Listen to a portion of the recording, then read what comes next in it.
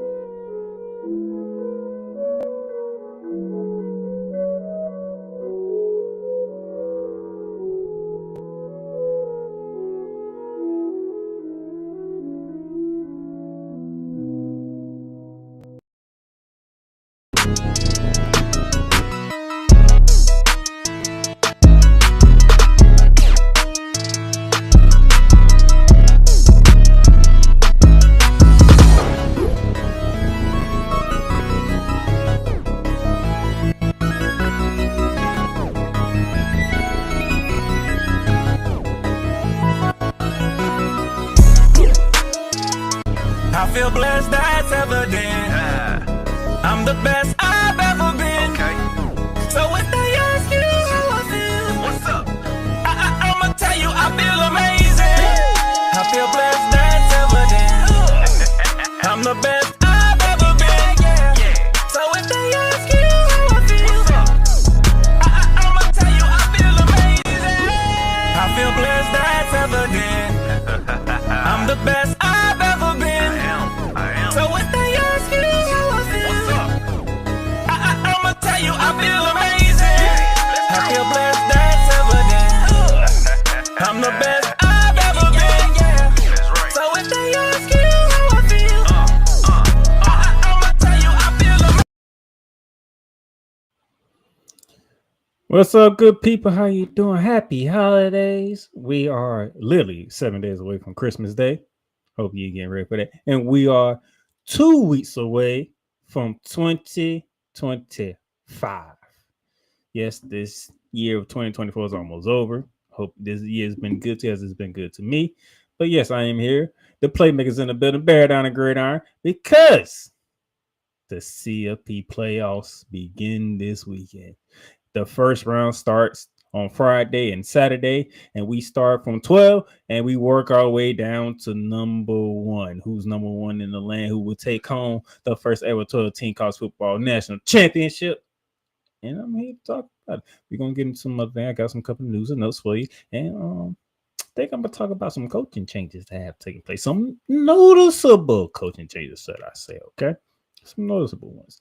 But nevertheless, let's go ahead and get right into it, and let's get into action. If you're listening right now, if you listen on our YouTube channel, the Playmakers Ball YouTube channel, thank you for checking in. If you listen to our YouTube, Facebook page live on there, and if you're watching on my personal LinkedIn page, I thank you very much for tuning in, listening in. So we're gonna do what it do and make it happen. All right. So without further ado, as we begin this holiday spirit, let's jump right into our 2-minute drill.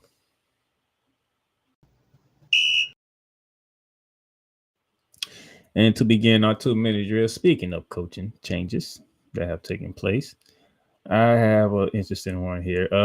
Ladies and gentlemen, as my slides are not up, let me get my slides up real quick. Hold on. There we go. Michael Vick, the former NFL star, the star in the early 2000s with the Atlanta Falcons, he said he's taking the coaching job at Norfolk State. good to see that Michael Vick is getting back into football. It's good to see the fact that he's going to take place in this realm to do some coaching. This is going to be interesting because usually when you're quarterbacks, not many quarterbacks that I know that are head coaches in college or NFL right now. Those of you who do know, throw some names out there. None's coming to my mind right now because Troy Aikman, he's he's a commentator. Tom Brady, commentator. Dan Marino was an analyst. Phil Simms, analyst. Some of the quarterback names that popped in my head: Donovan Maz not calling games. You do have Tony Romo calling games, but not coaches. All right, but not coaches. So I want to see how Michael Vick transitions this. Eddie George is doing well at Tennessee State as a running back, a former player. Prime time Deion, we know what he's doing at Colorado, former cornerback, good guy. But quarterbacks and coaching, I want to see how this works. So, Vic, I want to see you do some good things. I want to see how you do. Oh, by the way, shout out to Teddy Bridgewater. Speaking of quarterbacks, that was coaching Miami Northwestern to the state championship down in Florida. Good congratulations to you, sir, beating the Reigns Vikings, which I know personally because I stay in the city of Jacksonville. Reigns Vikings is from Jacksonville, beating them to win the state championship. So, shout out to Teddy Bridgewater and that accomplishment there. Want to make sure I get that in there. But outside of that, you don't really see former quarterbacks, former known quarterbacks going into coaching and doing well. So you got Kurt Warner, Hall of Fame Kurt Warner. He's an analyst for NFL Network. So I'm going to see how this works. But nice to see Michael Vick back into football. Now he's going to be a coach at Norfolk State. Hope he does a good job up there in Virginia. And shout out to you. Next set of news we're going to go to. Speaking of coaches, oh no, we got this. This is interesting. Ivy League to participate in football college series playoff starting next season. I saw this. I was like, this is something I didn't know. I did not know that the Ivy League could not participate in the playoffs, which is very interesting for me. In a dramatic shift, the Ivy League's football team are now going to be able to compete for the FCS National Championships. Starting in 2025 season, the Ivy League teams will be able to play in the CFC postseason. The genesis of the change for the Ivy League to play in these playoffs came via a proposal from the Ivy League student athletes. The proposal from the Student Athletes Advisory Committee, SAAC, was approved Tuesday by a vote from the Ivy League chair of counting presidents, which is a very good thing. I'm happy that they did this. And words they had to say this quote: "The Ivy League prides itself on a storied tradition of impact, influence, and competitive success throughout the history of college football. We are now looking ahead to the new chapter of success and to further enhancing the student athlete experience with our participation in the NCAA FCS playoffs. I want to commend," this is from Executive Director Robin Harris, the Ivy League Executive Director. He also went on to say, quote, "I want to commend the students of our SAAC for their thoughtful and thorough proposal as well as their commitment to the league's legislation process," close quote. So shout out to y'all. Shout out to the student athletes. You got what you needed. You got yourself into playing for some championships in college football, which I did. Like I said, I didn't know that was the case. That was news to me. I thought they was already doing that, but Ivy Leagues, they do things a little bit different around them parts there.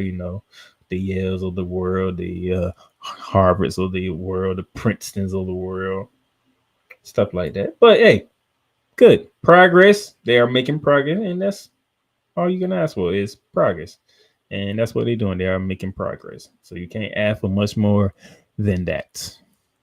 Then going back to the coaching ramps, Wake Forest hired Washington State's Drake Deckard as head coach. 2 days after the surprising resignation of Dave Carson as the head coach of the Wake Forest Demon Deacons, they have hired head coach of the Washington State Cougars, Jake Decker, as the replacement on Wednesday. Gotta say, a lot of coaching changes, a lot of A lot of student athletes and transport porters, and there's a lot going on. It's a lot of changes going on in college football, which I do need to say here, right now. We need to find a way to handle the transport portal. I get that you want to be able to go somewhere where you can play, get some film, try to get to the next level of the NFL.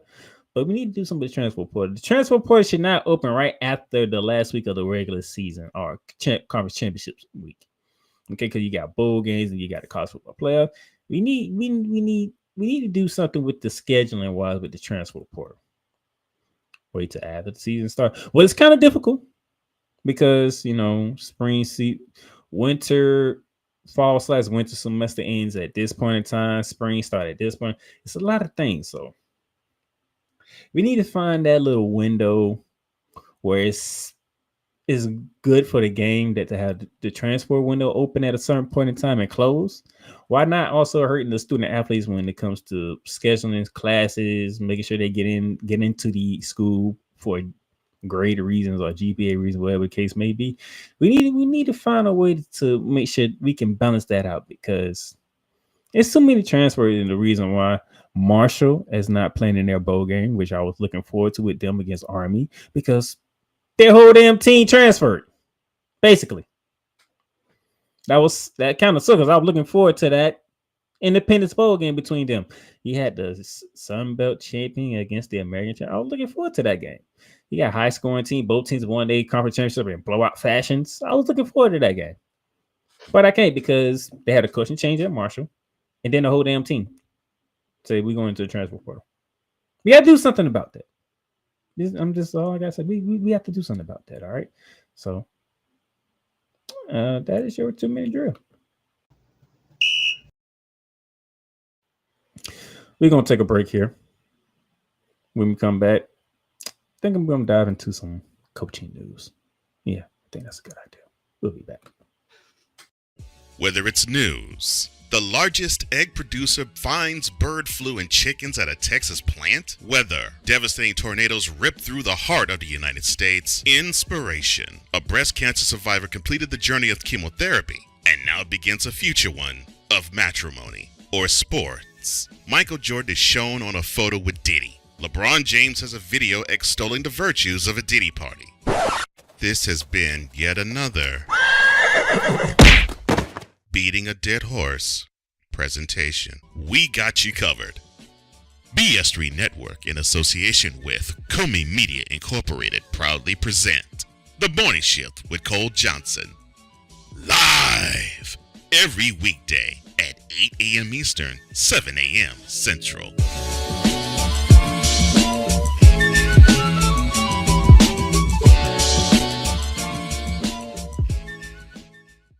Poppy J. You got the option to cry for the government. You got the option to protest. You got the option to keep buying.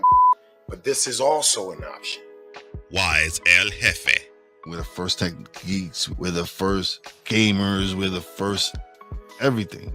Everything. Like Gen X's, we are the ones. BS3 Network proudly presents the crew from the New York boroughs who never wants that smoke. Nah, they want that fire. Poppy J and Wise El Jefe. Fridays at 9 p.m. Eastern, 8 p.m. Central. Check your local listings for your viewing and listening pleasure.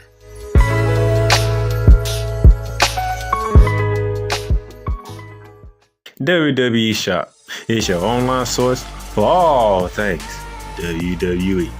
Be a part of the excitement and score wrestling gear for big events like WrestleMania or SummerSlam. From current superstars to legends, from Raw to SmackDown to NXT. Don't miss this chance to shop for the most awesome WWE merch. Shop for the best deals as well as WWE gift cards and save big on your favorite items. WWE Shop at Fanatics Experience. Cool McCain. You thought you wanted Gunther against Chad Gable, but you didn't. And I'm going to tell you why. Chad Gable would take everything that Gunther's done and bury it. The Playmaker. It was on site. AJ Styles walked out there, seen LA like, oh, okay, and then we LA Knight hopped out the car. Let's go. Break down everything in TNA, AEW, and all of the WWE programming. Join these two kings, monarchs of wrestling, live every Monday at 6:30 p.m. Eastern, 5:30 p.m. Central on the Play Caller Sports Talk YouTube channel.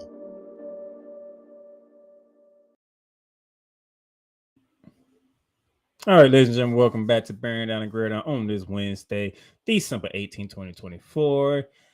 Now, before we talk college football playoffs, I'm going to go ahead and give a shout out to Travis Hunter winning the Heisman. I know there's been a lot of mixed emotions out there that depending on how you value the Heisman, depending on how you look at statistics, depending on how you watch the players play, you got people out there that didn't think Travis Hunter deserved it. Yeah, people out there that said Travis Hunter was the only rightful choice. Here's my thing.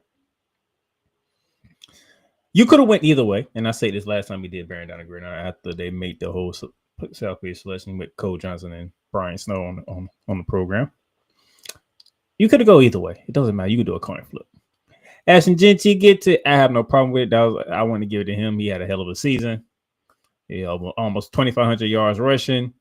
29 rushing touchdowns. Also, he had 100 yards receiving with a touchdown. So you're talking about over 2,500 yards of total offense and 30 touchdowns from one guy from Boise State, who is the number 3 seed, who is the 3rd seed in the college football playoffs, or the guy or the two-way player at Colorado, where he plays wide receiver, he plays cornerback, he doesn't come off the field, 1,000-yard receiver, 14 receiving touchdowns, 11 pass breakups, 4 interceptions.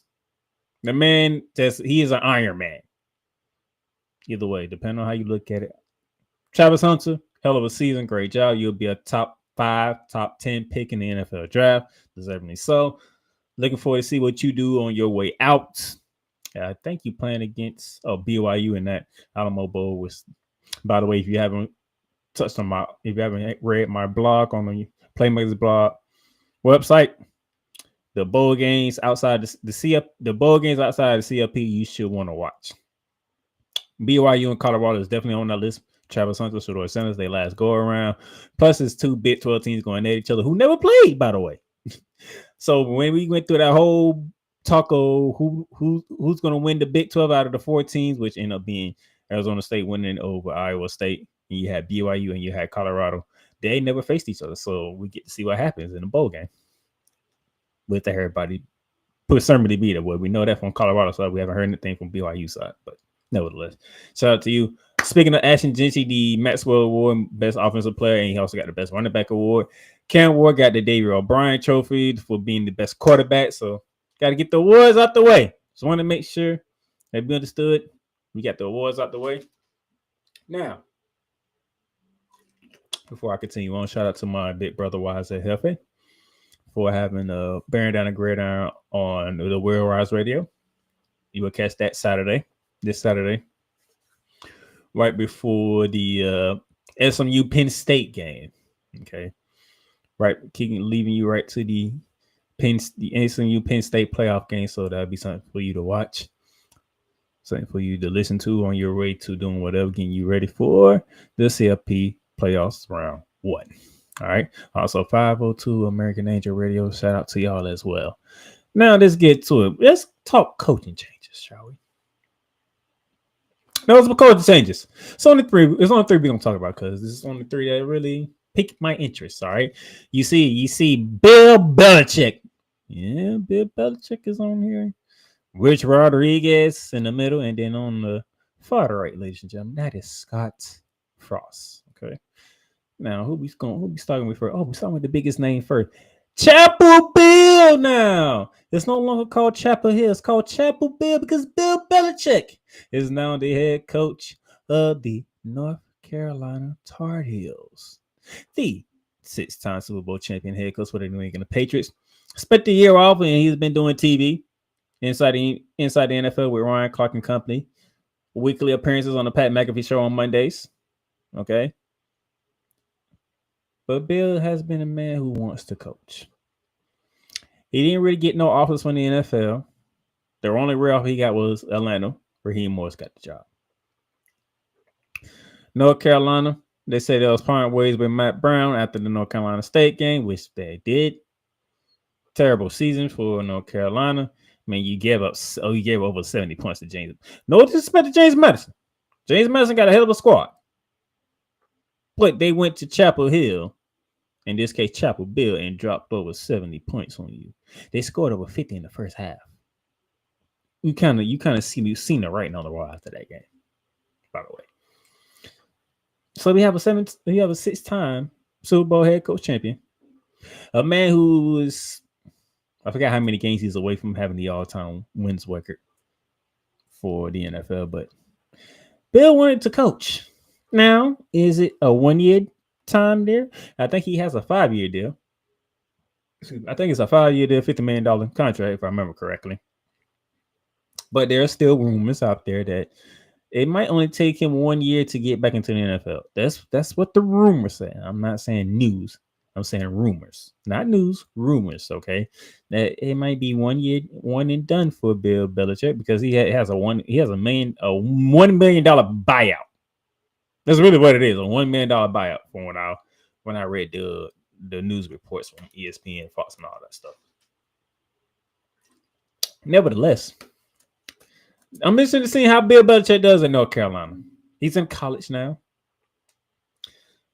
He is pretty much somewhat familiar with North Carolina. His dad coached at North Carolina back in the day, even though his dad coached a longer time at Navy. But his dad started, I think his dad was at North Carolina before he went to Navy. So Bill Belichick has some familiarities with Chapel Hill. You're also talking about Mike Lombardi being in as the GM. Which they have a great close connection from their days at New England with the Patriots. It's going to be interesting. See how Bill handles the NIL era. He said during his induction press conference that it's going to be a football model to the NFL, a pipeline to the NFL, as how he put it. And I think he has a structured system of how he's going to handle NIL, how he's going to play these players and have them set up to understand how the NFL works so that when they get to the NFL, they already understand what they are doing and what they're getting into. I'm going to see how Bill Belichick does all that.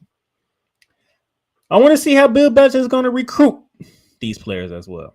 Because in NFL, you can tell a guy he's worth this. This is what I'm offering you. This is how many years I'm giving you. Sign here, and we can keep going moving forward. That's all you got to do when you're the GM in the NFL. Find guys that fit your system. Tell them how much they worry. This is what we're going to do. This is how much we're going to give you, and let's go forward. College is different. You got to be able to recruit in college. Are you able to go into these high school players' homes, look them parents in their eyes and their sons in their eyes and tell them what it is, how it's going to be, and this is what I'm looking for? And they'd be okay with doing it. You will think yes, because that is Bill Belichick. That is in your house recruiting your son. You would think yes. But college is a little different. I want to see how Bill Belichick does in college. He hasn't coached in college. He's been around college because his dad, that's where it started at. But he hasn't coached in college. So I want to see how he coaches in this era of NCAA football. Good hire, though. Very good hire by North Carolina. Giving us something to look forward to up in Chapel Bill. Okay? Something to look forward to. So those in the blue, the Tar Heel blue, be excited for next year's season. Okay? Now look at your schedule. Not a difficult schedule. So we can see some wins up in North Carolina. So we can see what Bill Belichick is going to be cooking up in year one up in Chapel Bill. Looking forward to this. I don't know about y'all. I'm looking forward to it. I'm looking to watch North Carolina in 2025 to see how Bill's going to work this out up in college. It was his first experience in college. Remember that. It's his first year. Now, those of you who know me, I like to give coaches 3 years. So Bill gets the same treatment. Now, Bill Belichick gets an offer in the NFL, he goes to the NFL, that's on him. But for me, I'm giving Bill Belichick 3 years. Where you going to be at 3 years, Bill? Where is North Carolina team going to be at in 3 years? Year one, I'm going to take it as it is. Take it as it is. For my Tar Heel fans, year one under Bill Belichick, take it as it is. No expectations. No expectations. Look at the schedule. It's all right, Bill. Year one, we're gonna let you do what you do. What the results is, the results gonna be, and we want to see improvement in year two. Then we will see their full direction in year three. That's how you look at it. Give you an example. Mike Norvell at Florida State. Year one was terrible. It was terrible at Florida State. Florida State fans were losing their damn mind. They was ready to fire that man after 1 year. Like the man just got there. He hasn't been able to recruit yet. Year two, you got better. You just missed out. You just missed out on winning the ACC, but you got better. Year three, went undefeated. Won the ACC. Unfortunately, Jordan Travis got injured. You was left out of CFP playoffs, which was 4 teams at the time. And then you did what you did, which led to what happened this year, year 4, right back down to the bottom of the barrel. I mean, so far at the bottom barrel, I don't even remember the last time Florida State was this bad. But hey, year 3, he had Florida State undefeated, winners of the ACC. They just got snagged out CFP because their quarterback got hurt and the Florida State team didn't look the same. All right, that's that.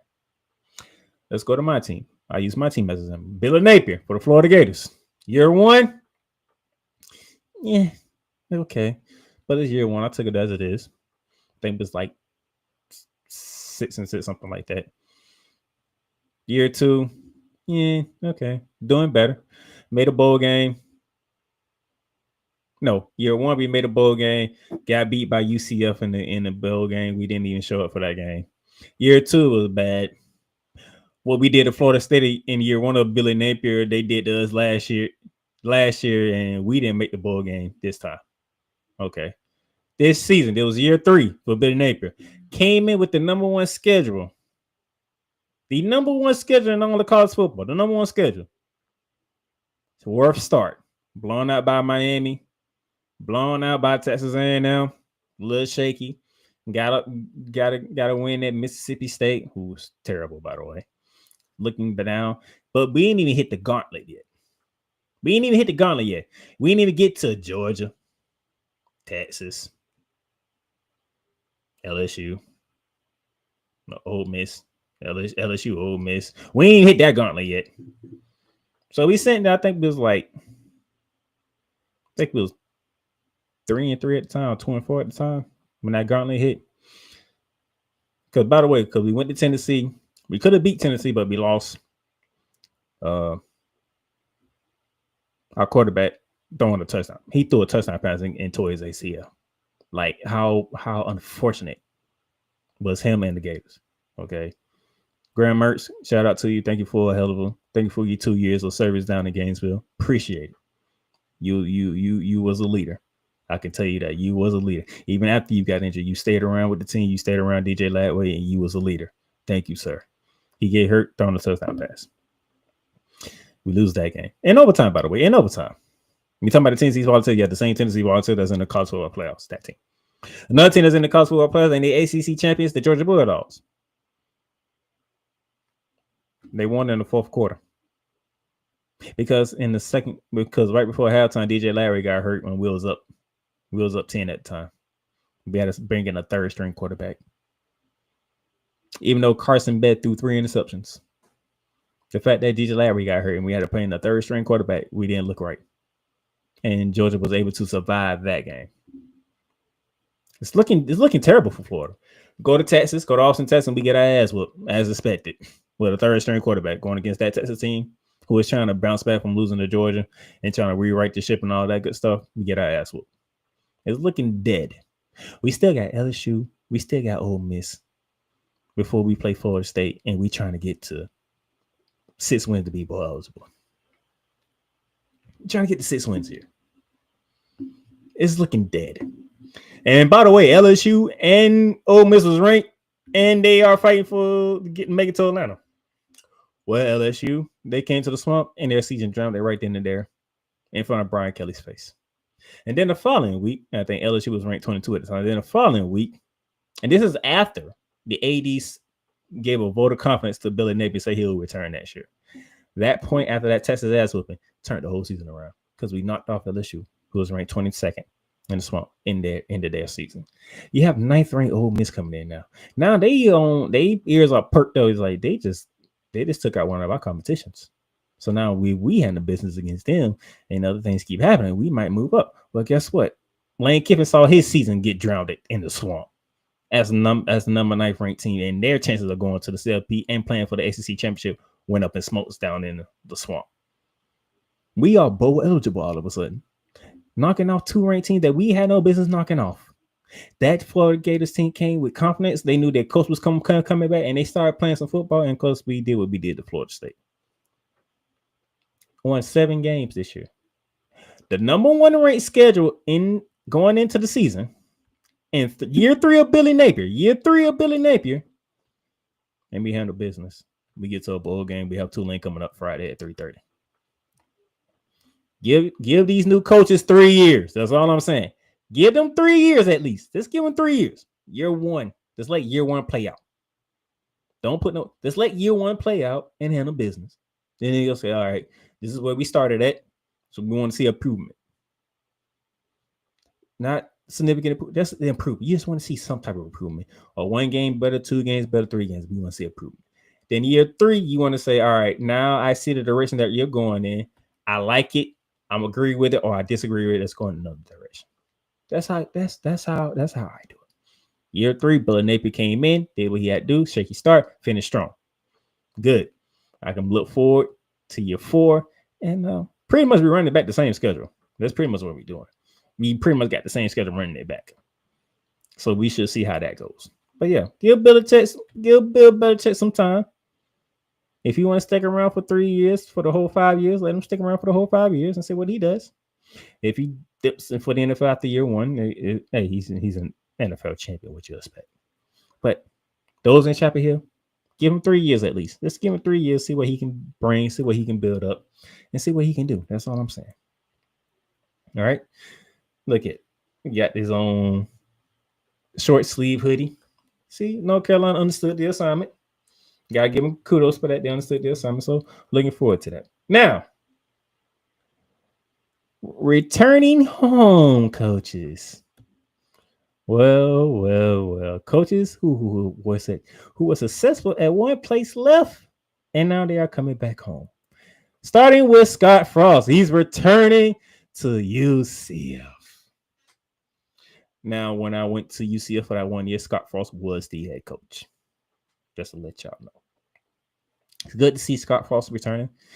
He did take some time off from coaching after the disaster that happened at his alma mater at Nebraska. It didn't work out. But Scott Frost is back at UCF. My question for Scott Frost, and from my other question, this is the main question. Can you rekindle of what you did your first time around? What changes do you need to make? Now, this is a new era than when you was first here to make sure that you can replicate the success that you had with Scott Frost. That man had a team that went undefeated. They went 13-0. The problem back then was they played in a conference called the American Conference. And those of you who are not familiar with the American Conference, that is a group of 5 conference. Different in basketball. In basketball, if you're in the American Conference, you'll consider a major conference. So in basketball, it goes SEC, ACC, Big 10, Big 12, American, Big East. Those are your major conferences in basketball. It's different in football. In football, you have to Power 4. ACC, SEC, Big 10, Big 12. That's it. Your group of 5, you get one group of 5 team, which was Boise State this year. You get one group of 5 team in the playoffs. Scott Frost don't have to worry about that now. He's no longer planning the less tier role in college football now. He's now he's at a level playing field now. You in the Big 12 now, Scott Frost. So what you did in the American Conference may not work in the Big 12 now. Because when you was in the American Conference, you was a group of 5 team. Nobody respected you because you didn't play nobody in the Power 4 or back then Power 5 conference because the Pac-12 was alive then. Nobody respected you then. That's why you can go 13-0 and beat Auburn in the Peace Bowl and you can claim yourself national champions because nobody cared, because it was the American conference you came from. If we speaking facts here. But now you have an opportunity to head back down to Orlando, Florida. See if you can rekindle what you did. And this time, instead of having to talk and try to point your way into it, all you gotta do is do what you did. Go undefeated, win the Big 12. You're in the playoffs, sir. But it's different now. You have an NIL going on. You have transfer portals now.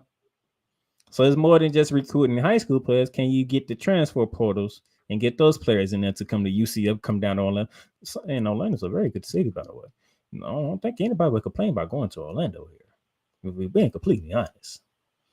Walt Disney, Islands of Adventure. You can watch the Magic play if you want to. You can enjoy the breadth of things you can do in Central Florida, because it is Central Florida, by the way. But people love to visit. That's not like my now to most people, it's not like Miami, but it's still Central Florida we're talking about here. It's still Orlando, by the way. But Scott Frost, you're now on a level playing field, sir. What can you do to rekindle?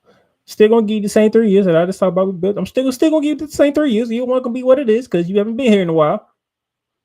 So you got to learn. You got to get back on the horse and remember how Orlando works. So year 1 can be what it is, and year 2, I want to see a little bit of improvement, and then year 3, I want to know what's the direction you taking the UCF Knights. And oh yeah, we no longer call the Black Knights; they are called the Knights now, just the Knights. So how are you going to recruit? How are you going to use the transfer portal? What you're going to do, Scott Frost, to put UCF back in a position to be relevant again? Gus Malzahn, he started off good, then he tailed off for some reason. Now he's the offensive coordinator at Florida State under Mike Noel, which tells me he got sick and tired of being a head coach. He's been worn out being a head coach. Why? I have no idea why, but that's what's going on. But Scott Frost is not the only one who returned home. That was a major news. Rich Rodriguez is back at West Virginia. That's right, ladies and gentlemen. Oh, Rich Rod back with WVU. And those of you who are new and don't know about Rich Rod, if you ever watched the Pat McAfee show, Pat McAfee was his punter there. Other than that, if you ever heard the name of Pat White, have you heard the name of Stedman Bailey? Have you heard the name of Tavon Austin? Just to give you some names that you might have heard of. It was our coach under Rich Rodriguez. Those times when you saw West Virginia being that team in the Big East, when it was the Big East at the time, that was Rich Rodriguez as the head coach. Now, things happen. Personal things got in the way. And the exit was the exit between Rich Rod and West Virginia. 17 years later, here we are. Rich Rod is back at Morgantown, West Virginia, to coach the Mountaineers yet again. The same questions that I posed to Scott Frost that I posed to you. And by the way, when y'all two was coaching your teams, like I said, Scott Frost and UCF, that was part of the American. When you was coaching West Virginia, you was not part of the Big 12. You was part of the Big East at the time. And that's when the Big East had West Virginia, Miami, Louisville, Syracuse. Yeah, West Virginia, the Big East was actually a conference to kind of reckon with in football because of how it is in basketball. That's pretty much how it went. But Rich Rod is not there. They go to the Big 12. Rich Rod's he's been in Michigan, he's been in Arizona, Jacksonville State. Hell of a job at Jacksonville State. Just dismantle your competition for the conference title up for the Conference USA. Just dismantle them. And they just had beat you the previous week. So you came in with a whole new game plan and you smacked them in the mouth and this destroyed them. See what they do in their bowl game. They have a bowl game either Thursday or tomorrow or Friday. I don't remember which one it is, but they have a bowl game coming up this week. I know that much. See how Jacksonville State ends that season. But Rich Rod's back home. How? Because you still been in the call, so you know about the NIL, you know about the transfer portal. So you know about it to a lesser degree down in the Conference USA level. But now you in the Big 12, sir. Now you in the same playing field that Scott Frost wanted to be at. Now he is. You saw what Iowa State and Arizona State did. You saw what Arizona State did to Iowa State. Now they're in the playoffs. We have a 12-team playoff. We're going to go to 16 either next year or the year after. I think it's 2026. They go to 16. 16 is coming. So how you going to use what you did? Can you use what you did at Jacksonville State to bring to Morgantown, West Virginia? Is there a sizzle coming back? Because Pat McAfee is hyped. He said that Pat White is happy. There's a buzz. There's a sizzle in Morgantown now. There's a renewal of fresh air up in West Virginia because Rich Rod is where he's supposed to be. It's where he's belonged the whole entire time. But, Rich Rodriguez, how will you use what you know from Jacksonville State that you can incorporate in a big conference like the Big 12 now?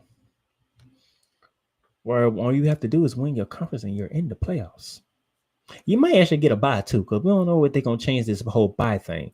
But that is on the table to discuss at the end of the season. But win your conference and you're automatically in the playoffs, sir. Something that you did when you was at West Virginia, when you was in the Big East. You got to the Sugar Bowl, either Sugar Bowl or Orange Bowl. I can't remember which one, and you had no business in that bowl. You beat Georgia in a bowl game.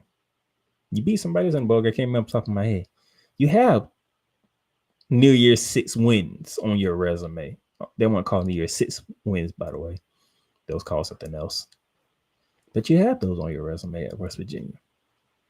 So what can you switch up? What can you do to bring to the blue and gold or the gold and blue, whichever way you want to put it, nation, so that they can see what it was like 17, 18, 19, 20 years ago when the West Virginia was on one under Pat White as the quarterback. You had Tavon Nelson, you had Stedman Bailey, you had studs, you had dogs on the Mountaineers under you, sir. Let's see what it brings. Because I'm looking forward to these coaching changes. Bill Belichick getting his first taste in the college football. Scott Frost is back at UCF. And then Rich Rodriguez is back at West Virginia. I'm looking forward to these, okay? Because this is what it is all about. All right? So, with that being said, we're going to take a break here. Because when we come back, it's that time. As I put this up here, it is the CFP playoffs. The first round begins Friday. Then you have a triple header on Saturday. We're going to preview the 4 games of the first round. We're going to talk about it.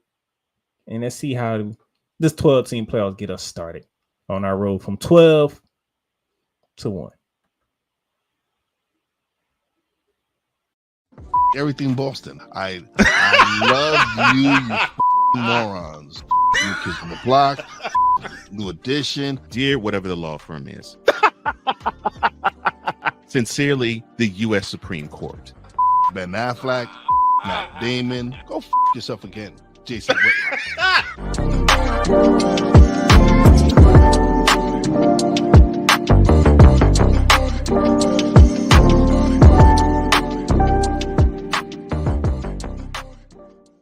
Join Ryan McCarthy. I became a Jets fan because Kurt the Frog was my favorite Muppet because he was green, and the Jets wore green. That's how I became a Jets fan. And Dustin Henry. ESPN is cashing all in on let's pay a few personalities and we'll just kind of fill in the gaps. As they walk you through all of the world of sports from their perspective. The Albany Empire, it's a literal circus. No credentials required. Where, Ryan, say the tag. Where you don't need a press pass to talk sports. Every Monday at 8 p.m. Eastern, 7 p.m. Central. On YouTube and where you can find all podcasts.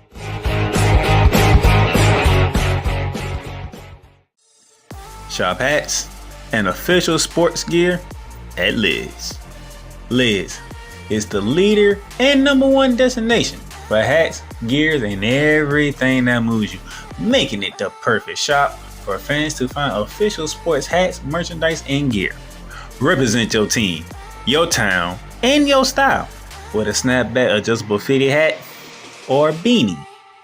from thousands of college and pro teams. Browse the very latest sports jerseys and t-shirts from the best teams out there. Lids has officially licensed professional and college sport team apparel and hats featuring the hottest brands and trends. Shop online or visit one of the 100 stores across the country. Locker Rooms by Lids. In a world where chronicles of the past are brought to the streams, whether the content is relatable or completely beyond your realm of life, there is no shadow of a doubt that this show is absolutely full of shenanigans. Get ready for D. Willie in the evening, this Sunday at 10:05 p.m. Eastern, exclusively on Sertoba Media, where the struggle is real to be awesome.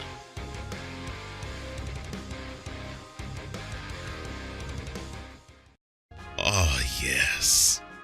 The tradition, the pageantry, the spectacle, the history, the slut. Wait. I gotta rep my brother's stuff right. All my DMV soldiers, stand up! And welcome to the Commander's Gridiron Report. You want your commanders to be repped right? Well, D. Willie is your man. Commander's Gridiron Report. Every Monday at 3:05 p.m. Eastern, 2:05 p.m. Central. Exclusively on the Sertoba Media YouTube channel. Music by J. Cool. Where my soldiers? Right side. Commanders. Where my soldiers? Left side. All right, welcome back to Bearing Down the Gridiron, people. And we're just gonna get into it. We're gonna talk the first round of the CFP because it's that time. We waited. We got our brackets. We had our disagreements, our likes, our dislikes about it, especially with the Alabama SMU thing and how the buys work and all that stuff. But all that talking is now facetious. Now we can strictly talk about the games themselves.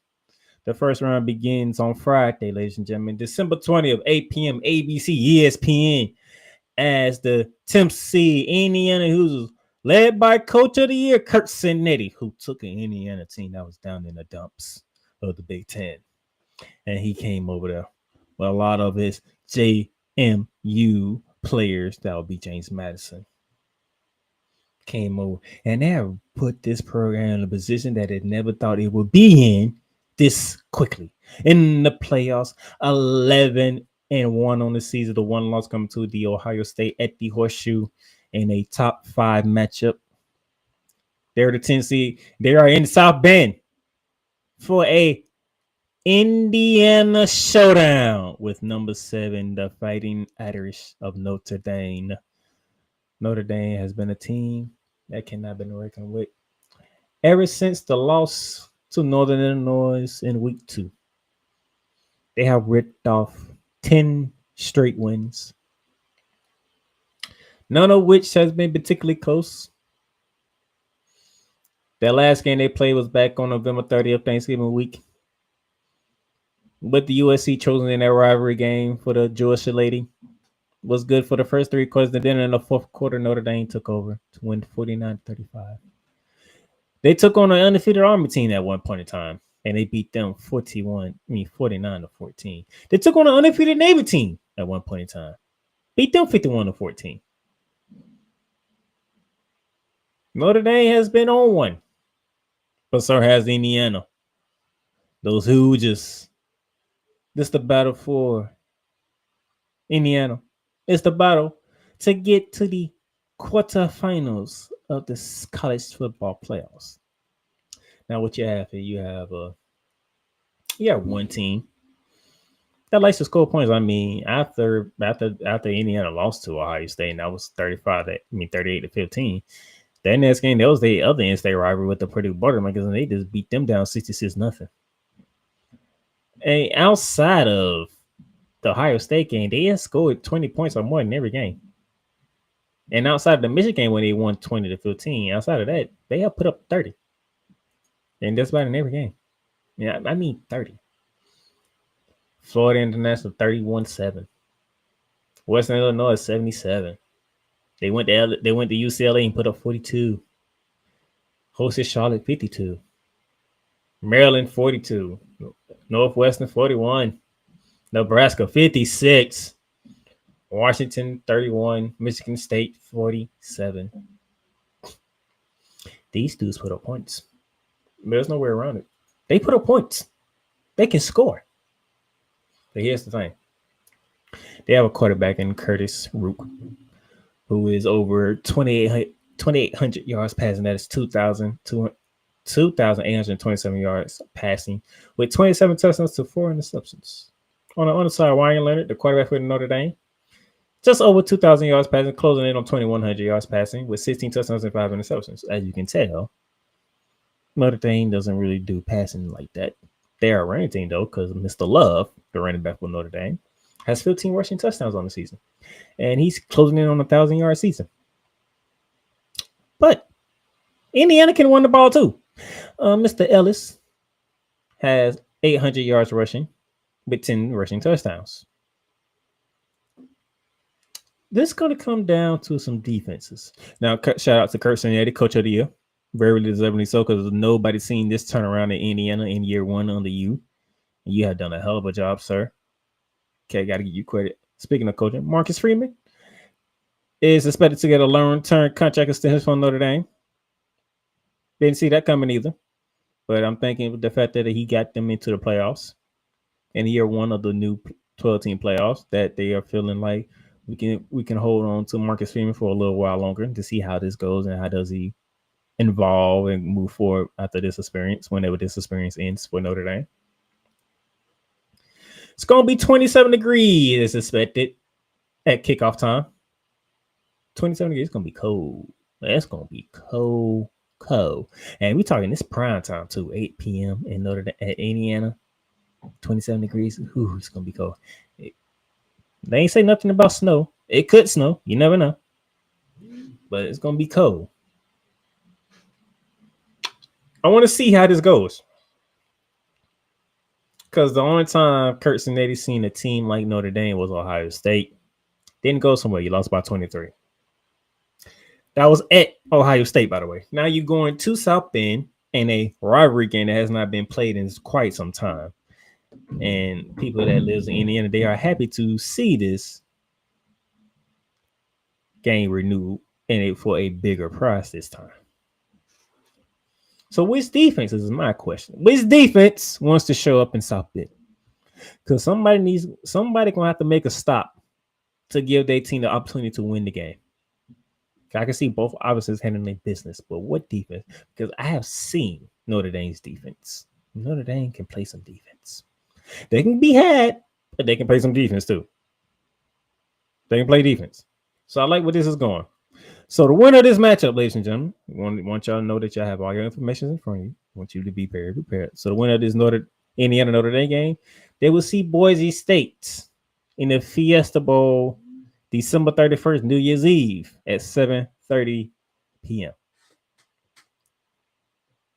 Actually, no, that's the wrong slide. Take that back. That's this slide here. I'll come back to the Notre Dame winner. All right. There's two games. I want y'all to know before I get. There are two games I'm looking at that is pressure-wise situation. This is one of them. Penn State, the 6th seed, hosting 11th seed SMU. This will begin Saturday's triple header. 12 p.m. TNT and Mets. So you have TNT or you have Mets. That's the station you're looking at. Remember, this is part of the deal that Inside the NBA is moving to ABC and ESPN starting next season for the NBA season. And in return, TNT and Turner Sports, they get to have some college football games, including college football playoff games in exchange for this. So that's something that happened with the NBA, ESPN, or so I say Walt Disney and Turner Sports. So this how this all came about, which is a good thing. This is a good thing because Inside the NBA no longer needs to be on hiatus. They can still do what it do for my basketball people out there. But this game right here, this is one of the pressurized games here. Penn State, you made it to the Big Ten championship game. You put up a hell of a fight against Oregon, but Oregon came out on top. think like a 3-point victory or something. 3-point victory, I think. But nevertheless, Penn State, you put up a hell of a fight. You came out on top. You get a home playoff game. It's gonna be a white. You're gonna be a whiteout at noontime. TNT Max. You have SMU come walking in. SMU gets in off the fact that they came back from being down 17 earlier to Clemson in that ACC championship game, made it a game to where a 56-yard field goal won it at the buzzer for Dabo Swinney and the Clemson Tigers. That get SMU in and then put in, the likes of Alabama, Miami, Ole Miss, South Carolina, stuff like that. I'm not gonna rehash that whole thing. If you want to go back and listen to it, go listen to our last episode before this one when we talked about the CFP fallout. Myself, Cole Johnson, and Brian Snow, we talked about did the committee make the right decision and all that. So go back and listen to that episode. I'm not gonna rehash it here. But you have a game here. 8.5 favorites are the Lincoln Lions at home. Okay. And what you have here is a team in Penn State. There's only one reason why this is a pressurized game. James Franklin, this is your make it or break it game right here, sir. This is your make it or break it game right here. Because number one, we have said this numerous times. When it comes to big games, you don't win. You lost 2 games on the season. You lost at home to Ohio State. It was a great opportunity for you to win that game. You got stopped on the goal line 4 times. And then I believe Ohio State ran the rest of the 7 minutes that was on the clock out by running the football down your throat. That's the first big game that you had this year. You lost that one. The second big game that you had was against Oregon that we just talked about. Hell of a showing. Good fight. You still lost. But nevertheless. There's a saying that's been going around in the football world.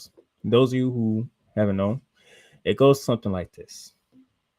The teams up north say that the teams down south can't handle playing in weather that is typical at this point in time up north. What I mean by that, as we talked about Indiana, right? Well, Universal Park down in Pennsylvania, it's going to be 27 degrees around kickoff time. 27 degrees, a little cloudy with the sun out. They felt like Penn State should not be able to lose to SMU. So with people up north thinking that way about people down south and that they can't handle the weather up north, James Franklin, if the SMU Mustangs who are in Dallas, Fort Worth, Texas, okay, mostly on the Dallas side than the Fort Worth side, but Dallas, Texas, the SMU Mustangs, if they walk up there, if they travel to college, or to Happy Valley, should I say, if they travel to Happy Valley, and they come out victorious against the Nittany Lions, I wouldn't be surprised if James Franklin's job is on the line. I wouldn't be surprised at all. And definitely the fact that it's a Big Ten school losing to an ACC school definitely don't look good for the Big Ten, and Big Ten will not be happy. So, James Franklin, this is a pressurized game for you, sir, because as I mistakenly made, and that's on me, the winner of this game will see Boise State in the Fiesta Bowl. New Year's Eve, you're going to be in a dome if you win this game. You're going to be in a dome. 7:30 to bring in the new year. By the time that game is over on New Year's Eve, we'll be walking to the new year. So, James Franklin and the Penn State Lifting Lions. There's a lot of pressure on you guys, if I'm being completely honest. Because we always say James Franklin always lose games in the big pressurized games. This is a pressurized game because this is the first year that we have playoff games at home stadiums. You got Notre Dame starting it off Friday. That game can go either way because both Indiana teams, and this has been a rivalry that hasn't been happening for years, but now that it's happening, it's for a playoff spot, move on to the quarterfinals, stuff like that. Kirsten has done a hell of a job. Marcus Freeman, he has some hiccups here and there, but the team is rolling. This is different. LSU got in because they made a hell of a showing against Clemson after they was getting their ass drilled in the first half. You're up north. You're in Pennsylvania. Now you have a team from the South coming up there, from the Mid-South at that. Talking about Texas. Texas is close to the Midwest. It's more like in the Midwest part than the Eastern part. So They coming up there and they come out victorious. Really, man, look here. You are 8.5 favorite at home. Here's the interesting thing. Allard closing in on 2,900 yards per. He has thrown for 2,894 yards, 21 touchdowns, 7 interceptions. TJ Warner, they stud tight end. He's a 1,000-yard receiver with 6 receiving touchdowns. Here's the crazy part. You're going against SMU. SMU has a firepower offense. Kevin Jennings has thrown for over 3,000 yards this season, 3,050 yards passing. He has 22 touchdowns to 8 interceptions. Don't get it twisted. They can run the ball too. Because Brian Smith, 1,270 yards rushing with 14 touchdowns. You're not dealing with this anyhow. You're dealing with an explosive offense who can run and pass the football. But I heard a lot about Big Ten football. And it's physical. It's very physical in the Big Ten. Well, guess what? That physical defense better be on display at home against SMU, because if not, you don't want to be in a shootout. You don't win shootouts. I've seen Penn State. Penn State don't win shootouts. They just don't. They can put up points. They can put up points, but they don't win shootouts. You lost by 8 to Oregon in the Big Ten Championship, 45-37. You was in a tight game against Ohio State, and you lost because you couldn't get the ball in the end zone from the 1-yard line.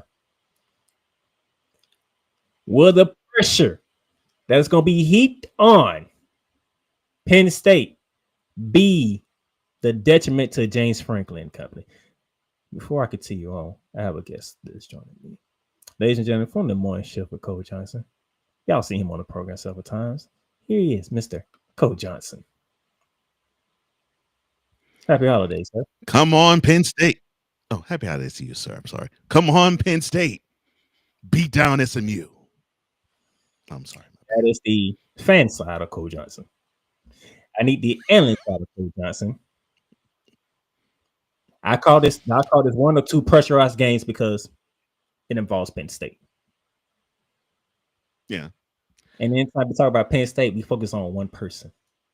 Mm-hmm. The head coach of that team. So how do you feel about this game? Is in Happy Valley. Is at noon. Yes. And the weather, according to the weather right now, because I'm looking at it on ESPN, we're talking 27 degrees at kickoff. So it's going to be cold, which it should be late December in Pennsylvania, central Pennsylvania at that. All right. So, yeah, that's not ideal weather for those that live in Dallas, but it's cold sometimes in December, in January, February. I have to look at the ranking. Okay. James Franklin stands a chance. Because if that ranking for SMU was like 9 or higher, I would say L right off the bat. Because I think James Franklin has an allergy. And I think he's allergic to winning against top 10 programs. I don't know what it is. It's whenever a program has a 1, 2, 3, 4, 5, 6, 7, 8, or 9. The program seems like they're allergic to beating them. But SMU is 11th. They should have no problems. So they should have no problems. Okay. No. So I want people to understand this, because if you haven't watched the ACC, because the ACC was what the ACC usually is this for the past. It was forgotten about. Yeah. We're talking about the SMU team that's explosive passing and running. It's not just one way. They can do both. And they can do both effectively. I'm not throwing effective shade toward SMU. I mean, they were the ACC runner-ups for a reason. And they gave the Dabo Swinney's a run for their money. I mean, it had to take a field goal at the end of regulation to do it. So they were behind by, I think, multiple scores, and they feverishly stormed back. So this group has fight, and you cannot underestimate them. I think the one issue that I probably am going to see, and all joking aside, I think one issue that I really do see when it comes to this Nittany Lions team is that they seem to and they tend to overlook their opponent a little too much, and they play down to the competition. Now, they can't play down too much to this competition because they're about even. So they play down to that competition, they will lose this game, even if it is in Happy Valley. And if they lose this game, James Franklin's job might be on the line. In my opinion, it should have been on the line. The dude, has he gotten to double digits in losses to Ohio State yet? I don't think so. Lord have mercy. I mean, he only has one win against that program. His whole entire tenure there. One. And if I'm not mistaken, I think he only has one win against Michigan too. One. So that's what we have here. And the winner of this game will see Boise State in the Fiesta Bowl. Penn State's gonna lose that game. So that's how important that is. Now, sir, before I continue on, I already talked about the battle for Indiana. I'm going to give you your opportunity to talk about the battle of Indiana. All right. Well, congratulations to Hoosiers. This is the first time in memory for me that they decided to play as high in standard as their basketball counterparts back in the 1980s. I don't think I've ever witnessed an Indiana University football program achieve top 10 status. So congratulations to that. To only stub their toe in the Big Ten against Ohio State, I give you mad credit for that. Now, Notre Dame, October and November, they played wonderfully. They played in the way they should have played all year long. And they were predicted to actually play like this all year long. My issue with them is they decided to take Northern Illinois lightly. And I still stand by what I said. Because they lost to Northern Illinois, Notre Dame should not have been ranked any higher than 10. That should have been their tax they paid for losing to a team like Northern Illinois in South Bend. However, let me see if I can put it in a nice way. The College Football Playoff Committee, they possess no those stones, no balls, and they decided to rank them higher because they had a stellar rest of the 2024 season. I mean, they skunked USC, they skunked Purdue, they beat down Army like they stole something in New York. I mean, they had stellar play the rest of the season, and they were wowed by that. Mr. Freeman, I'm still looking at you in your program. You failed because you should have run the table. You were favored in every single game this year, including the one you lost. You should have run the table, my friend. Should have run the table. All right. The winner of that game will see Georgia in the Sugar Bowl. Oh, well, they better get their jollies in now because the slides a little later. I messed up the slides, but yeah, the winner of that game will be seeing Georgia in the Sugar Bowl down in New Orleans. Yeah, but they better get the jollies in now because when whoever wins this game, they play against Georgia. They're going to be in for a physical battle. Them boys do not play. All right. Boys do not play. Moving on. As you see here, there's the slide right there. Indiana, Notre Dame winning plays Georgia. That would be on New Year's Day, 8:45. That would be the nightcap on New Year's Day. That's the nightcap down in New Orleans. So the way to bring in your 2025 after the first day, Notre Dame or Indiana versus Georgia. Our second game on our trip ahead of Saturday takes us to a familiar place to one Cole Johnson. Austin, Texas, where the 5th seed Longhorns of Texas are hosting the ACC champions, the Fighting Dabbles of Clemson University, the Tigers. 4 p.m. TNT and Max. So, sir, this is your team. Mm-hmm. I'll give you first word. Okay. Longhorns, you disappointed me. I know I should be happy you're SEC runner up, that you had a playoff spot locked down before you even got to the SEC championship game. I know I should be happy. I ain't. You had a wounded dog on the field. You should have smelled blood. You let up. And you got trounced in the second half. And that's what and that's what you deserve to get let up on, because you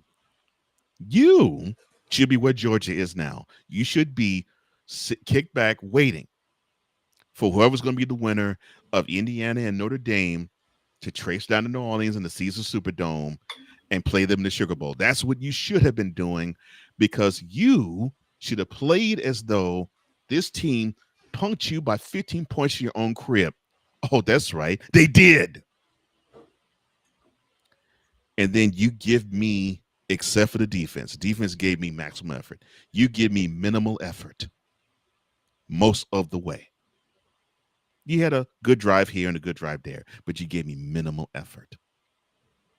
And yeah, you can be happy. Yay, we get to play in Austin. We get to have a playoff game on campus. Big deal.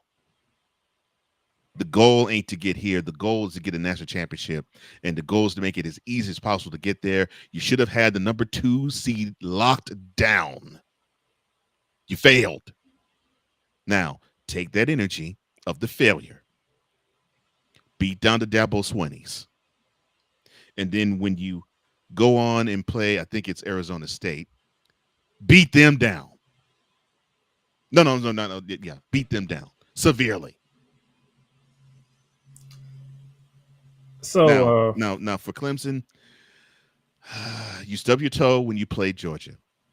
You stubbed your toe again when you played South Carolina. And now you get your third shot and your third crack at an SEC team. How can I put this? I don't like your chances. I think that's the best way I could put it. I don't like your chances. Here's my thing here. I know Cole Johnson will attest to this. When Miami lost to Syracuse, shout out to our brother, Cool McCain. Cool McCain, the you. I sat here on this program and I said, well, y'all gave Dabo Swinney second life. Yeah, they did. And the scary part about that is he's going to take that second life and he's not going to blow it. Sure enough, had SMU down 17 at halftime. And almost blew it. And you can just hear Tide Nation all the way down to Tuscaloosa, Alabama. They about to get in because they are putting a beating on SMU. That's right. That's right. Roll Tide. Even with them 3 losses. Roll Tide. And until SMU came back and lost by a field goal. Well, we have to reevaluate strength of schedule. We're not gonna rehash that. We're not gonna rehash that. We talked about that on the last show. If you want to hear all that, go back to the last episode. We went in on that part, okay? And we're not gonna do it here. This is all about the first round matchups. I'm sorry. The AD from Alabama needed that butt. He needed his butt whooped for that. He needed his butt whooped for that. So Dabo Swinney is heading to a very warm place, sir. Yeah, in your building, it's looking like it's gonna be 61. Yeah, I'm gonna say no. That's temperate. That's normal. That's how it is around this time of year. And that's the average wise, that's the coldest that Texas gets. So, well, at least Austin on down south. So doesn't surprise me. It's going to be for Texans cold. For most of the people, balmy and warm, like Clemson. Right. We're gonna feel like a normal day to them. Yeah, so they won't be affected. So and I knew that weather won't be a factor in this game unless it rained or it was sleeting. And it can at times sleet down there, but it's rare. And here's the But funny thing when I yeah, look at the the Clemson. weather's fine. We're talking about a 10-3 Clemson team who won the Atlantic Coast Conference, right? Correct. Most people should say don't even deserve it, of it, but hey, Miami screwed it up. Well, it doesn't matter if they don't deserve it or not. They're one of the two best teams in the ACC. They earned it. We talked about Cam Ward, and I mentioned Cam Ward winning the David O'Brien Trophy as the best quarterback in football. Congratulations. He's one of my favorite players of college football right now. But Caleb Klubnik has thrown for with 3,300 yards. And I don't think a lot of people know that. No. Like I said, the only thing we know about ACC, people didn't even know the SMU belonged to SEC. I mean, we're talking 33 touchdowns to 5 interceptions. The only thing people knew about the ACC was that the U was coming back and Florida State was sticking up the joint. That's the only thing we knew about the AC. Oh, and Florida was suing to get out the conference. Those makes this conversation so crazy because Cole Johnson, you've been around football longer than I have. Mm-hmm. When you hear a quarterback that's thrown for with 3,300 yards with 33 touchdowns and 5 interceptions, that's who everybody's talking about. No, that's who everybody should be talking about. But it's amazing you're not hearing a lot of talk about him, aren't you? No. Mm-hmm. 3,303 yards passing with 33 touchdowns and 5 interceptions. That man's almost at 7-to-1 ratio. In college. We talking close to 7-to-1. And we ain't talking about Caleb Klubnik. He wasn't mentioning a Heisman finalist. He wasn't even mentioning about the David O'Brien award. Nope. The only two quarterbacks that was mentioned in the Heisman were Dylan Gabriel from Oregon and Cam Ward from Miami. That's correct.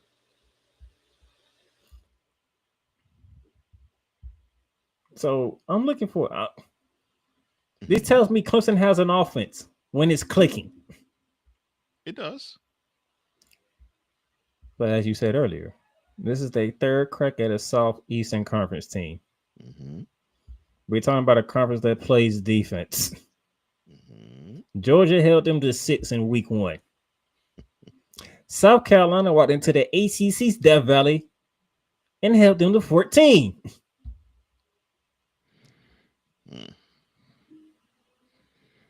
Yeah. That's why I say for Clemson, I don't like their chances. Now, my question for Texas. Ooh, wrong day. Do you still believe in Trent Urias? Or do we need to see Archie Manning? Well, I don't want to see Archie Manning because that means we'll be seeing a very, very, very old man. His name actually might be Archie Manning, by the way. His name probably is Archie Manning, but he's not known as Archie. But I'm sure he probably is known. He probably was named Archie. He's known as Arch. I think it's time for. Dang! Now this is the messed up part. I think it is time for them to turn the page to Arch Manning, but I don't think they're going to do it. I don't think Sarkisian is going to do it now. Because but, man, he was so massively disappointed in the SEC championship, though. I was just saying, because in that SEC championship game, Trent Urias did not look good at all. Somehow Georgia knows what Georgia he doesn't know how to play against Georgia. Yeah, Georgia is his kryptonite because he looked bad both games he played against them. And you thought game 2 he'll actually look better from what happened in game 1. Mm-hmm. He did not look much. Now, to be fair, he's closing in on 2,700 passing yards with 25 touchdowns and 9 interceptions. Yeah. I mean, he's had some good games. You at home? None of them against. Well, he has lost one home game. Guess which one? Guess who played them? Georgia. Exactly. Top 10 showdown in Austin, Texas, and Austin. And the Longhorns were the number 1 team in the country. Mm-hmm. And he tanked that, and he tanked the SEC championship game. Technically, the last 2 games they haven't looked good. Now you can't you won Texas A&M, but that was not a good offensive showing. No, it wasn't a good one. Well, they did run the ball pretty well. They just couldn't throw it. Would I want a bigger offensive output? Yeah, but thankfully that defense came to play and they shut those maroon and white dummies down, which makes me always happy. So the question is one for Dabo Sweeney and the Clemson Tigers: can you handle the defense from the SEC? You have a third crack at it with the Longhorns. And on the Texas side, Steve Sarkisian, you the offensive man, right? That's his specialty. What you gonna do to get your offense going? Woofing to the refs ain't it. Because this 12-point favorite that y'all are, which Coach Jones would tell you, I highly disagree with. That's too high. 12-point favorites. That's I get you at home. That's almost extremely motivational for Clemson to come out and just straight outright beat Texas, just because of that. And a head coach like that was saying, you don't think he ain't gonna use that? Yeah. We are a conference champion and we are a 12-point underdog. Mm-hmm. Yeah. The conference champion is a 12-point underdog to another conference's runner-up. Yes, they were ranked number 1 for a time, and they were ranked number 2 for a time too. Yes, and they actually are still ranked number 2. No, they're ranked number 3 technically. But Texas is not. I'm saying this as a Texas fan. They're not 12 points better than Clemson. They're not. Now, if their offense was more explosive, I'd say, yeah, it's not. They're not 12 points better. They're better, but they're not 12 points better.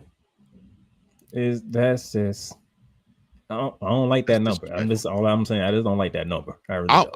I'll cop. That's disrespectful to Clemson. I really don't. But the winner of this game, as he mentioned earlier, will be seeing the Big 12 champions, the Arizona State Sun Devils, at the very place that his Longhorns took their second L in. Yeah, now don't have PTSD and then go to the Mercedes-Benz stadium and say, "Oh no, L." No, no. Beat Arizona State down. And those of you who need clarity, the reason why Arizona State has traveled to Georgia to Mercedes-Benz Stadium in Atlanta is because with the Fiesta Bowl being in Arizona. I mean, it's in Glendale. I mean, it's in Glendale. Their school's in Tempe,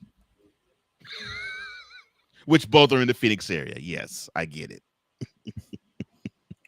They didn't want to give Arizona State a complete home field advantage. So that's why Boise State needs to go there. And they get shipped out. I wouldn't care. I'm like, no, make it so, please. And the other reason is because obviously Atlanta is in what state? Georgia. They didn't want to put Georgia right back in that state, and they just played it. So that's why Georgia's in New Orleans. Well, again, I wouldn't care. Put them there.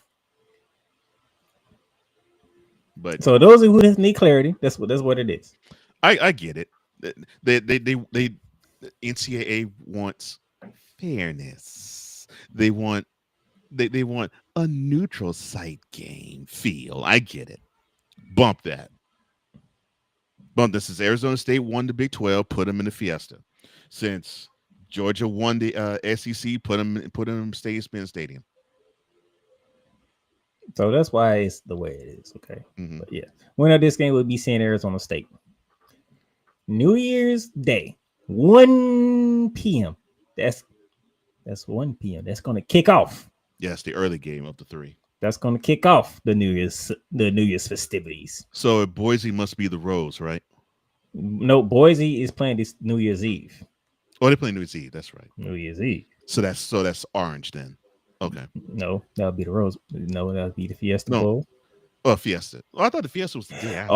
The Orange Bowl, and the Cotton Bowl are your semifinal games. Oh, Orange and Cotton are semifinals. Okay. Yes. Okay.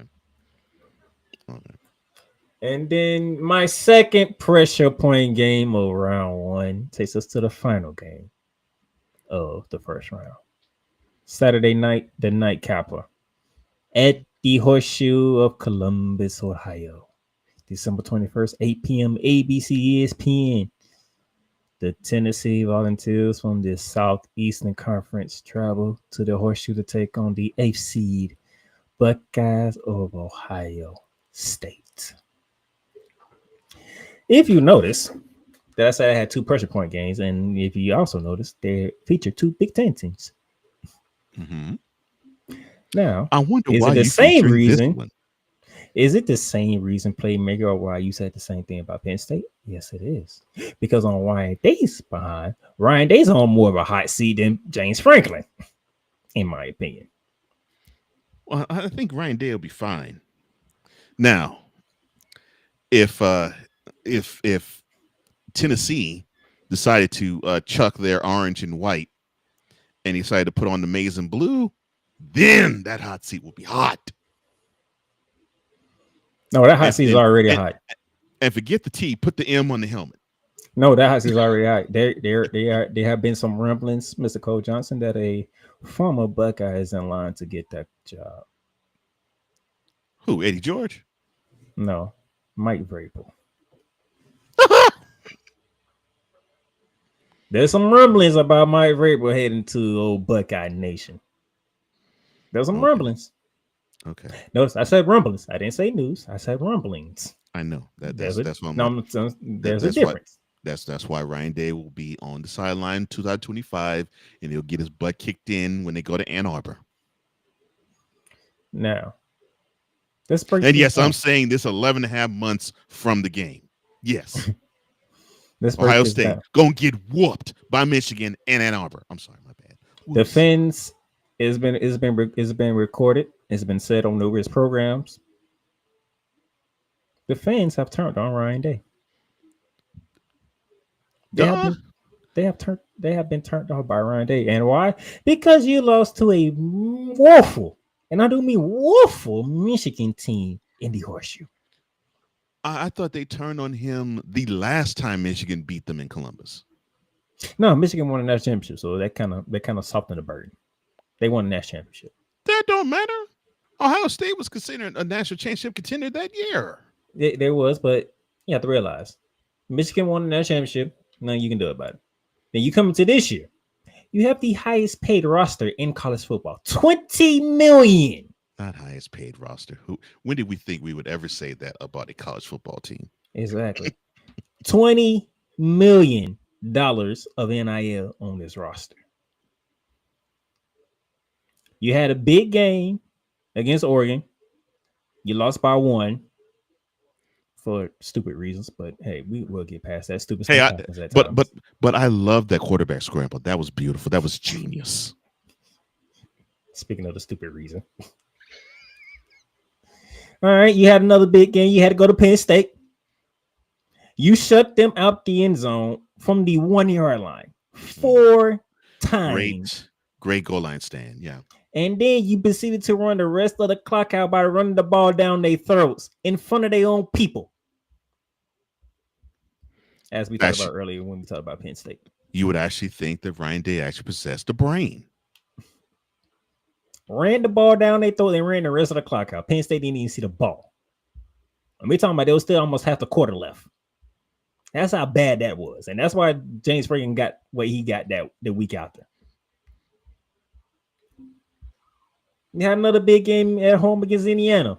We wanted to see how Indiana matches up to a team like Ohio State because they haven't played nobody because nobody thought Indiana would be where they were at this year. And people were like, oh, this might be a new Ohio State. You beat them by 23, as I mentioned earlier when we talked about Indiana and Notre Dame. Oh, they're prepared for Michigan now. Yeah, they rolled Indiana. They didn't look past Indiana. They actually took them seriously and beat them down. And then Michigan comes in and they hold you down to 10 points. And you look past them.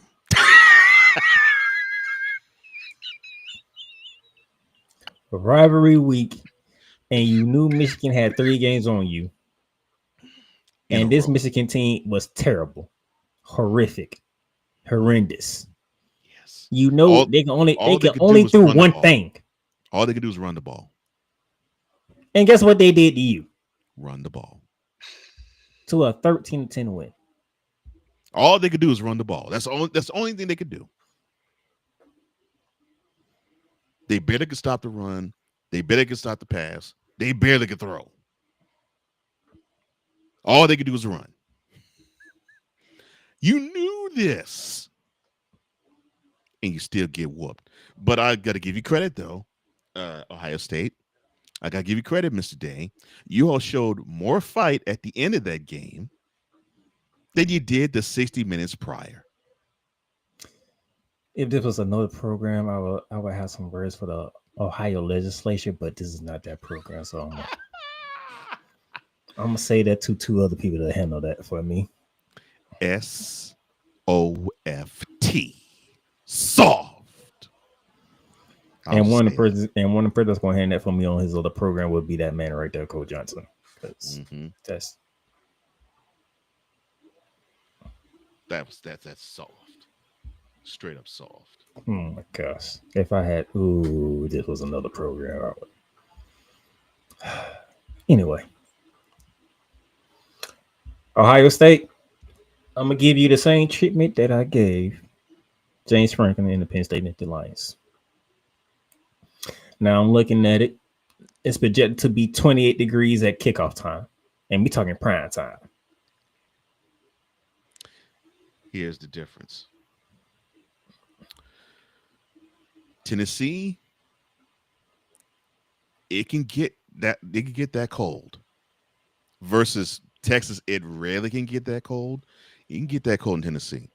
Knoxville, it can get pretty cold. Now, you're talking to a guy who lives in Nashville, Tennessee right now. Right. Now, am I saying exactly? Now, am I saying because right now it's going to dip down actually to almost 27 for tomorrow morning. But am I saying that it gets as cold in Tennessee as it does in Ohio? No. But it gets that cold in Tennessee. I hear that, but here's my point. Those people up north, what do they like to say? How one of them teams that play in the South come up here to this weather and see how it is? Well, that's fine. Okay. But you got a team. You got a team from the Southeast Conference. Mm-hmm. The conference that y'all like to rival against. Mm-hmm. Coming up to the horseshoe. Mm-hmm. Let Tennessee beat you. In fact, I believe they are. I have zero faith in Ohio State. And I'm not the biggest Tennessee fan. I don't have no faith in Ohio State. This coming from a guy who don't even like anything Tennessee sports-wise.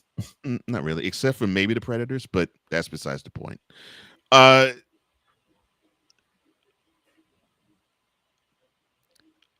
like Tennessee to a point, but here's the messed up part. Ohio State has the talent to beat them. No doubt. They have the talent to beat Tennessee. The problem is Ryan Day. I mean, Will Howard, 2,860 yards passing, 27 touchdowns, 8 interceptions. Jerkins, their running back, over 800 yards rushing with 8 touchdowns. You got Smith, who's a stud as a freshman receiver, 10 receiving touchdowns in his freshman season.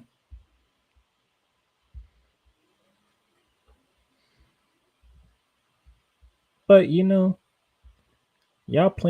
lost to Michigan because they ran the ball down your throat. Just as a team that loves to run the ball, too. Mm-hmm. Tennessee. That man Simpson? Well, you know from personal experience. That man's closing on 1,500 rushing yards. You know how many rushing touchdowns he has? 22.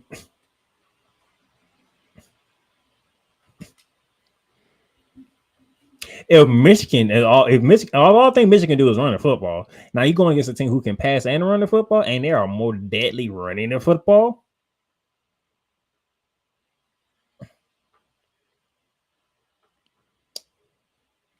And Tennessee don't turn the ball up either. Yeah, they take care of the ball. Yeah. Nico only throwing 5 interceptions. You got to outright be more physical than they are to beat them. That's the only way you can beat Tennessee. In 12 games. 12 games. Eli Maniava only threw 5 interceptions in 12 games. He played Alabama. He played Georgia. He played Florida. He played South Carolina. Played Kentucky. He's only thrown 5 interceptions. Played a surprising Vanderbilt team, by the way. Only threw 5 interceptions. So Ryan Day. Now, Cole Johnson says, you'll be back. My issue is this. You lost to Michigan. This is the 4th consecutive time you lost to Michigan. The 4th consecutive time you lost to Michigan, by the way. Which means they beat you twice in the horseshoe. Yep. 2 consecutive times in the horseshoe. That's right, sir. Which was never done under the Urban Meyer era. Nope. I don't recall how many times it was done under the Jim Tressel era, but it wasn't that much. It was never done in Jim Tressel era. Never done it twice in 4 years. Yeah, Michigan never beat Ohio State twice. Ever, I don't think, in the horseshoe when Jim Tressel coached them, much less 2 times in a row. If you couple this with a loss to a Southeastern Conference team, because everything Cole Johnson said is factually true, but people ain't gonna think about that. They're gonna look at it as that team is from the SEC, and all that trash talk we did about the SEC and they don't play in Northwestern, and they came up here and beat Ohio State University in the horseshoe. You know the Big Ten gonna be pissed. Not all Southeastern Conference teams reside from Florida or Texas or Louisiana, even. Not all of them. So I believe your 2 Big Ten teams that are representing you in the first round have head coaches whose jobs might be on the line this weekend. See, there's a chance for you, James Franklin. You take an L to SMU, you still have your job. Ryan Day, you already have your job. You got Ohio State in the playoffs. Bump the 4th straight Michigan L you took. It's a good season. That's the evil genius Coach Johnson right there, people. He wants to have another college football season where he can laugh at Ohio State. Yes. Because they're stupid to keep this guy on the sideline because they're not responding to him. The tape players are not responding to him. And I'm not talking about Michigan. I'm talking about in general. They're not responding to him. So this is it. And here's the more interesting part about this. The winner of this game, we'll be seeing Oregon in the Rose Bowl. The number 1 team in all of college football. So Ohio State has motivation to beat this team. I don't think they will. They got motivation to beat them because they want to avenge one of the 2 losses that they took. Oh, that's right. You can't avenge the other L because Michigan ain't playing. Dummies. And that Rose Bowl game would be, as per usual, New Year's Day, 5 p.m. Oh, and while I'm at it, to those who want to be blockheaded and say, well, Penn State has the same amount of losses as Ohio State, and Ohio State beat Penn State. Before the Big Ten Championship, how many losses did Penn State have? 1. And the second L they took, it was in a game that Ohio State could not play in, correct? No. So if you're going to say, well, one has 2 losses, the other has 2 losses, but we beat them, the end of the regular season, one team had 1 loss, the other team had 2. Unfortunately, your team had 2 losses. And I said to you, Ohio State fan, the Michigan L you took messed you all up. And the committee decided to say, you know what? If you made it all the way to the championship game and you actually put forth a good effort, we're going to reward you with a good spot. So that's why Penn State is ranked ahead of Ohio State. Dummies. Take care of Michigan. You would not have had that problem. See, this is what happens. So you got your matchups, all right? This is the first round. You got your 1 game Friday, the battle for Indiana. at South Bend. Damn. 10 seed Indiana, 7 seed Notre Dame. And then you got your Saturday triple header. Penn State hosting SMU, Clemson at Texas, and the nightcap Tennessee at Ohio State. Now, before I get out of here, sir, Okay. because I do know you want to talk some coaching.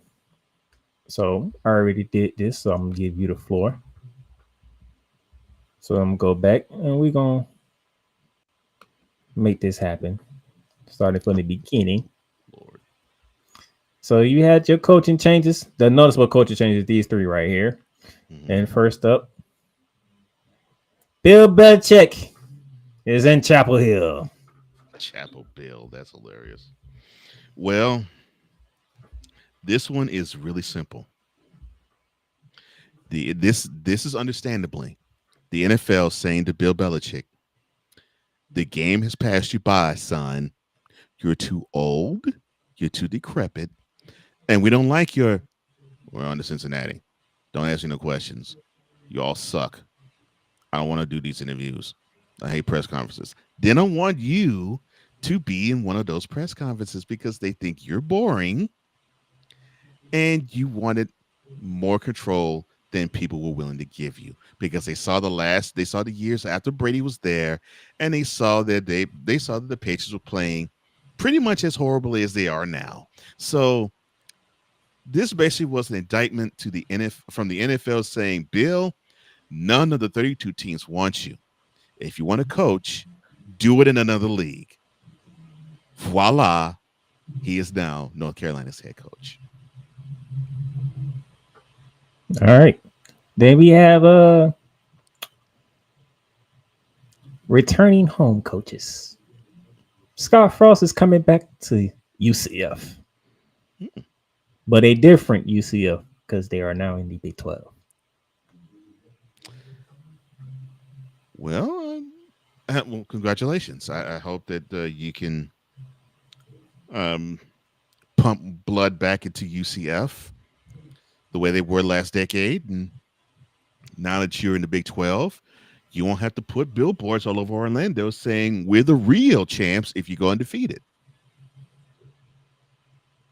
Now you actually can run the table, be undefeated, and be national champions and hoist that crystal. No, it won't be a crystal ball. Host that golden baton. I don't know what you want to call it. In the air. Trophy. Yeah, the trophy looking like a golden. Oh, yeah. You can hoist that golden cylinder in the air. Jesus Christ. That's right. No more. We're the real world champions banners and billboards in Orlando. He's on a level playing field now. Exactly. And I'm happy for UCF. They needed to be on a level playing field. They finally got there.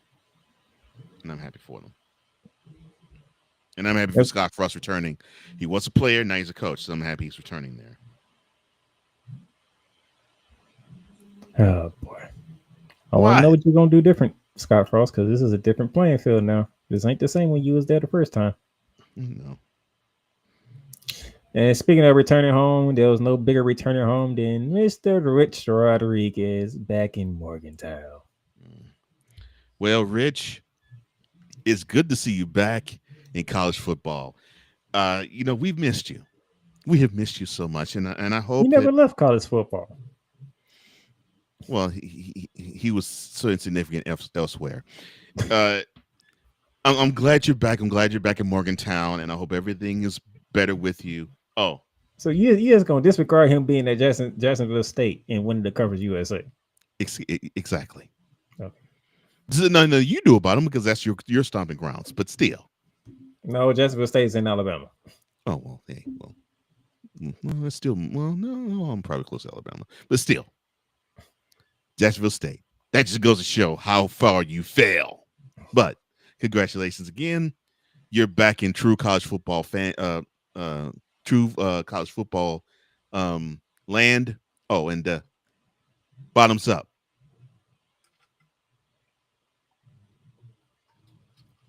Oh, that's a poor taste. I'm sorry. My bad. I'm sorry, playmaker. That's wrong of me. Why? Why? Just why? I gave him a toast. I mean, I was being polite. Not how to. We don't want to talk about how the man exited West Virginia the first time. Jeez. Well, That I'm was just 17 saying. years ago. That might be how he leaves again. I mean, I don't know. I mean, look, Bobby Petrino returned to Arkansas. He decided to have a co-ed on his back. I mean, I can't help it. Jeez. They returned to their old behaviors. Urban Meyer, when he was the head coach of an NFL team, he missed Ohio State so much he went back to a watering hole in Columbus and was hollering at all sorts of 20-year-old hoes. What you? And that's but they played Cincinnati on the Thursday night. Right. Yeah. It was just a 2-hour drive northeast on I-71. And he had to pop a couple back because he had to drown that L he took on national television. He was like, "Oh, blonde hoes, this is beautiful. I missed y'all. Yeah, come and sit on daddy's lap. Yeah." And as I said earlier, I know I have girls as old as I know I have daughters as old as you, but that don't matter. You ain't my daughter. Sit on my lap. Come on, girl. Oh yeah. So I mean, Rich might turn the bottle down again. oh my gosh, you is.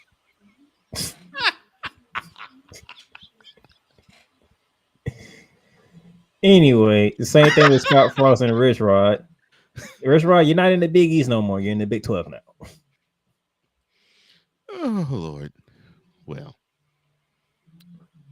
I hope seriously. I hope that this is a different landscape for Rich Rod. Well, I know that Pat McAfee will be happy. Oh, you can tell he's happy. Mm-hmm. You might be seeing Pat White more often now. Oh gosh.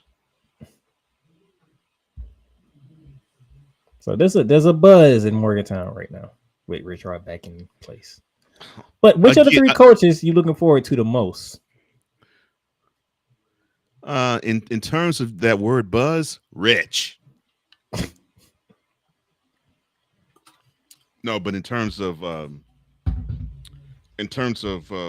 what I'm curious to want to see, I just want to see how Bill Belichick. I want to see how he adjusts to actually coaching college. I know coaching period to him is nothing. I mean, he can coach a wet paper bag to play football, but I want to see how he will be knowing that he's not talking to professionals, but he's actually talking to junior professionals. That's a good way of putting it. That's a very good way of putting it. Junior professionals. You can't really call them amateurs anymore. Yeah, junior professionals. And I want to see how he would handle 18 to 22-year-olds. That's not his girlfriend.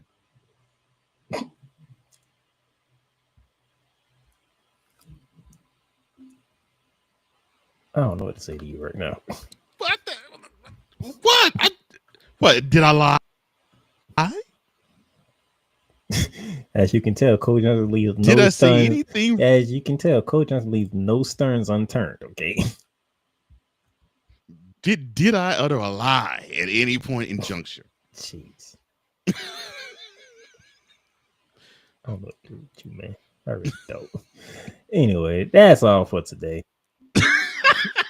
This man is. Between you and Coot McCain, I dealt with Coot on Monday with Monitor Wrestling. I got you on Burned Down the Gridiron.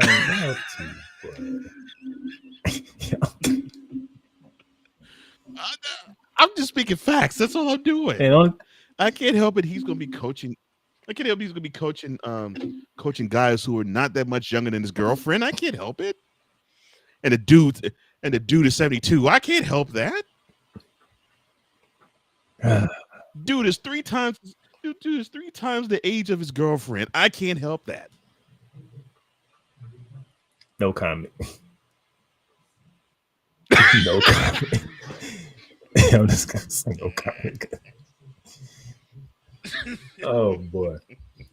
But that's it. I'm going to see. I'm gonna sit back and watch how the Big Ten does in the first round because a loss by any of the two programs, and it's gonna be anarchy, either in Happy Valley or in at the Horseshoe. Yes, I said it. That's right. Well, I'm here. I'm on record. James, Ryan, you can lose in Happy Valley and the Horseshoe, respectively. Your jobs are safe. You are so petty. What? Because you want to continue. They've had You worse. want to continue to suck it up. What you want to do? They've had worse years, and they still had their jobs. I mean, this is as far as both the teams have gone in a while. I mean, look, they both can. Both ads of Penn State and Ohio State, they can actually say, "Well, you know what? You did a great job. You finished in the top 10. Wonderful job. Hopefully next year you can get higher up the chain to the national championship, but you finished in the top 10. Good job. Attaboy." This is petty. Yeah, I just don't know it. This is petty. He's see, Coach Johnson's trying to set up for next season to be more of a laughing stock for him.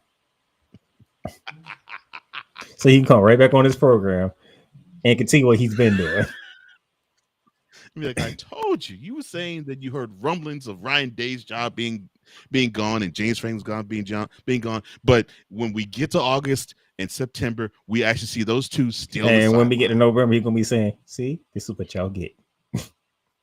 Mm-hmm. And that's exactly what I say. See, this is what you get. Another L that James Franklin takes to Ryan Day. This time it will be in a Horseshoe, and then another L that Ryan Day takes at the Big House. I mean, it doesn't get better. It don't get much better than that. I'm looking at the Big Ten. Of course, he's looking at a certain game down in Texas. Yes. So, Steve Sarkisian, I hope you got your players ready because here come the fighting Dabos. And what I said about Rich Rod, that goes for you too, Steve. Stay off it. So that's Coach. Don't get soft, son. That's Coach Johnson. I'm the playmaker. Enjoy the first round of the college football playoffs. I will see y'all next week. He might be joining me next week as well to recap what took place in the first round and get ready for the quarterfinals. And who's playing who and what matchup looks good. And those of you, y'all might want to be careful because Ashton Genji is not a happy camper right now. He shouldn't be. Have a good one.